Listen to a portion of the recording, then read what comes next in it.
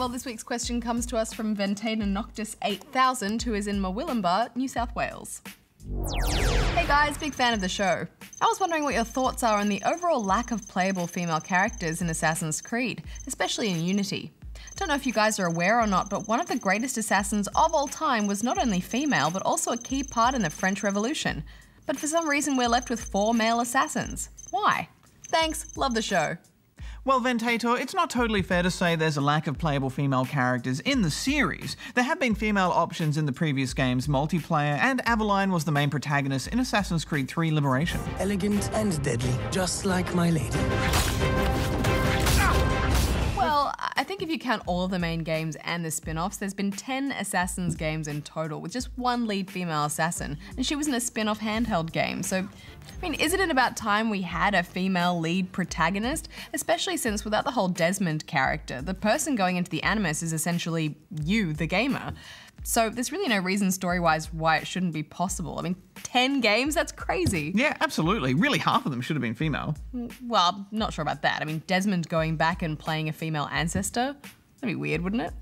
He'd be like so distracted by the fact that he'd be in the body of a woman. It would be a unique gameplay experience, that's for sure. I do think it's a tad unfair to paint Ubisoft as a villain, though. I can think of loads of game series that have never once had a lead female character, so at least they are trying where others are not. Really, though, gender equality is a much broader issue with games in general, rather than something specifically at fault with the Assassin's Creed series. There is too much generic white guy protagonist syndrome, Hex. Yeah, I agree with you there, but I think in Unity's case, it's a particularly easy target to call out since, as Ventator said, one of history's greatest assassins was a woman during the French Revolution, so it just feels like a bit of a missed opportunity, don't you think? Yeah, absolutely. But I think a large part of why people are upset about this is actually the reason that Ubisoft gave, which was along the lines of not having enough resources to animate women.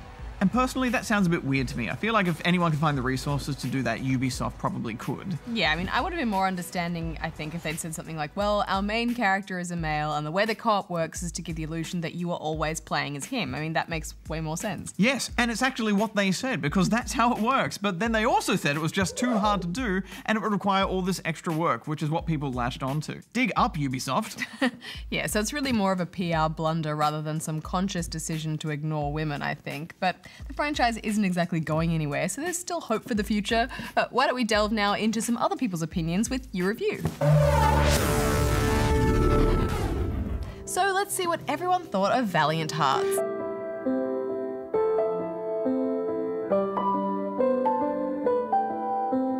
Well, it seems like pretty much everyone enjoyed it. Like Decoy 0042, who wrote, Valiant Hearts is one of the best games this year. It's incredible how the stories cross, and the end product is one of the most incredible games ever made.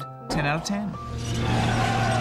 Chaos Mansion 22, meanwhile, seemed to appreciate its educational potential, saying, great art, great story, I wish this was in school. 10 out of 10. There were a few gripes out there though, like this from Sibylicious, who wrote, beautiful, but with some jarring tonal shifts. Recommended. 9 out of 10. And Harry was about as harsh as it got. He enjoyed it, but disagreed with our review, saying, it is a great game, but it really doesn't deserve a 10. 7.5. And if you'd like to leave a review, you can do so via the Good Game app or on our website. Glasses aren't real. They're real to me if I believe it.